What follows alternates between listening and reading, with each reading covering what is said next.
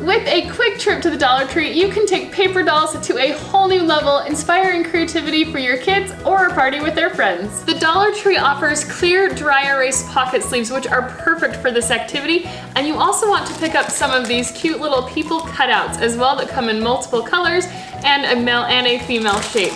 And then the activity is so easy. All you need to do is get one of your paper dolls, and then you're going to slide it inside of the sleeve. Then just get some dry erase markers and you can have so much fun coloring, putting different outfits on your characters. When your kids are done coloring, they can just take them off and then draw it again.